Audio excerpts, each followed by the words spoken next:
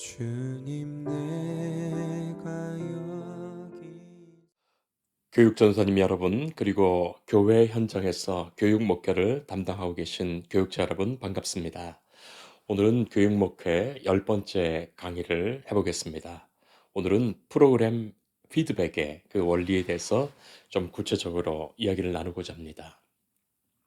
우리가 교육 목회에 대해서 이야기할 때 이 교육 목회가 갖고 있는 교육의 성격, 특성에 대해서 먼저 이해할 필요가 있겠습니다. 일반적으로 교육이 학문으로 체계화되는 과정에는 학문이라면 반드시 갖는 이론과 실제라는 영역이 있죠. 학문이라는 것, 학문이 되었다는 것은 어떤 이론이 체계화되었다는 뜻입니다. 교육학은 일반적으로 교육 행위와 교육 현상에 관한 영역을 탐구하여 체계화한 학문입니다. 교육학이 학문으로 체계성을 갖게 된 것, 헤르바르트 이후라고 생각한다면 이 학문의 성격이 그리 오래된 것은 아닙니다. 학문의 이론이 그냥 하늘에서 내려오거나 저절로 생긴 것이 아니죠. 또 교육학은 그 특성상 교육이 이루어지는 그 현장에서 실천적으로 행해졌던 그 실제에 의해서 이론화됩니다. 우리가 현대 학문적 이론에 따르면 실천적 프락시스의 학문이죠.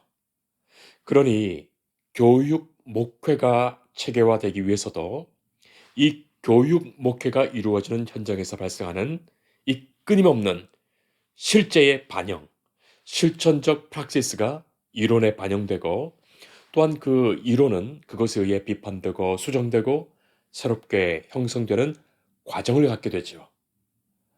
언제나 이론은 그 실천의 장에서, 실제장에서, 목회 현장에서 검증되고 확인되고 피드백되는 과정에 그 성찰적 과정을 갖게 되는 거예요.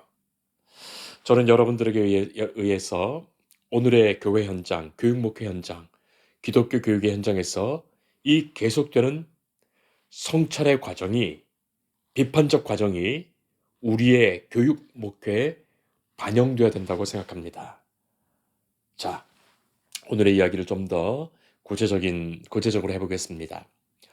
교육 전도사님들이 교회에서 어떤 프로그램이나 어떤 교육 컨텐츠를 실제로 행해보려고 할 때, 먼저는 혼자서 다 하려 하지 말고 동료 목회자, 선배와 후배들에게 미리 공개해보고, 다양한 생각들을 먼저 들어보고, 비판을 받아보라고 저는 권하고 싶습니다.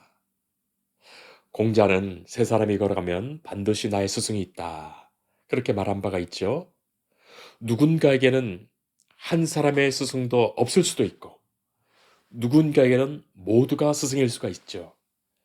결국은 어떤 마음으로 타인을 대하며 어떤 마음으로 배움을 생각하는지에 따라서 자기 성장이 이루어집니다. 혼자서만 행한다면 수많은 시행착오를 통해서 오랜 시간이 지난 후에 스스로 깨달을 수밖에 없습니다. 그러나 누군가와 함께 한다면 서로가 어떤 형태로든지 그 영향을 주고받게 되고 또 그로 인해서 긍정적인 시너지가 나타나지요.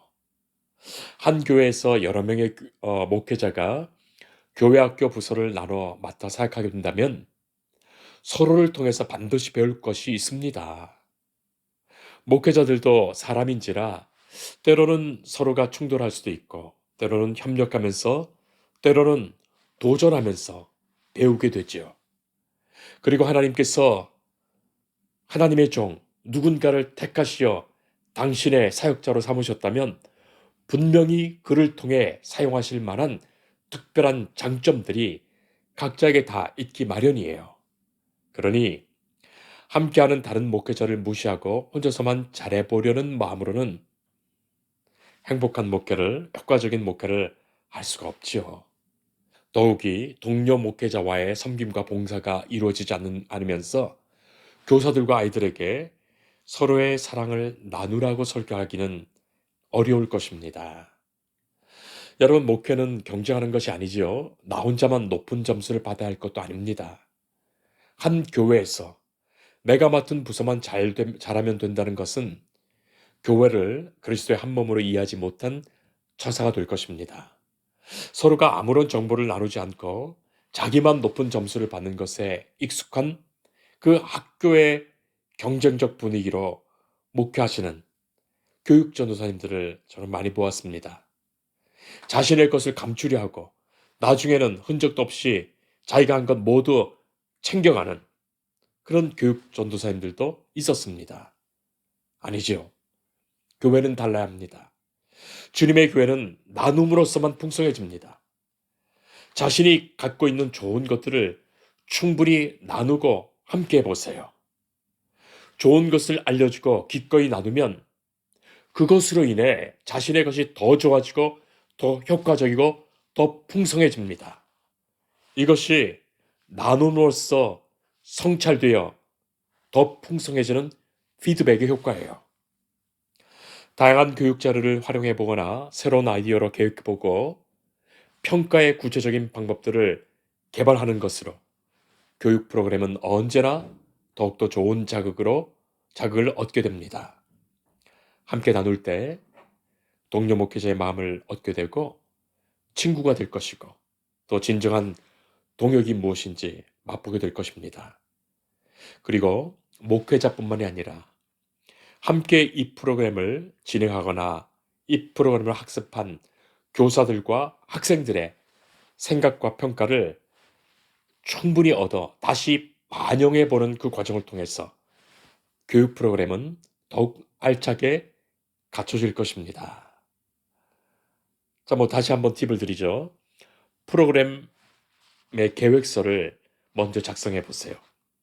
이론적으로 그런 프로그램의 계획을 한번 작성해 보시고 먼저 그것을 가까운 목회자들과 함께 나누며 의견을 물어보세요.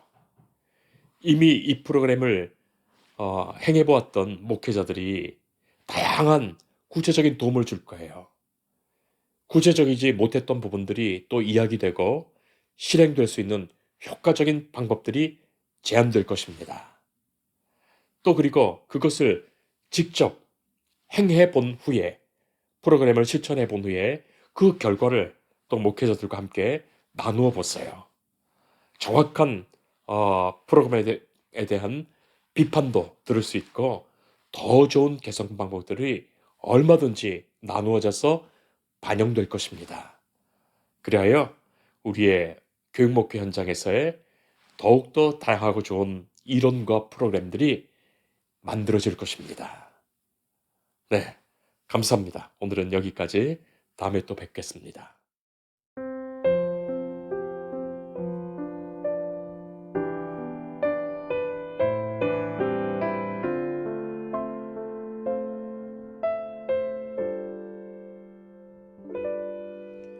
주님